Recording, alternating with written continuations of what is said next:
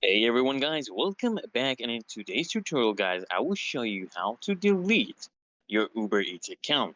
So whether you're switching platforms or you're just taking a break guys, this guide will actually walk you through the process. So let's get started guys. First things first, what I want you to do is I want you to open the Uber Eats app on your phone and just log into your account, okay? Next, what I want you guys to do is just tap on your profile icon or the menu in the top right corner to actually access your account settings. Next, what I want you guys to do is actually scroll down, okay? Scroll down and select settings, and then just tap on privacy or account privacy, okay? Now you want to look for the option labeled delete your account. As you see here, delete your account, just tap on it, and you'll be redirected to a confirmation screen, guys.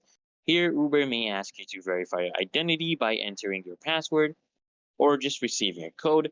And once you're verified, okay, guys, once you have verified, you just want to follow the on screen instructions to confirm account deletion, okay? Keep in mind that this process will also delete your Uber rideshare account since both are actually linked, guys. So be careful if you actually want to do this. And after submitting, guys, your account will be deactivated for 30 days. So if basically, guys, if you don't log in back during this period, it will be permanently deleted, guys. And that's it, guys. You have successfully started the process to delete your Uber Eats account. And guys, if this guide was helpful, don't forget to like, guys, comment, and of course, guys, make sure you subscribe for more quick tutorials. I'll see you guys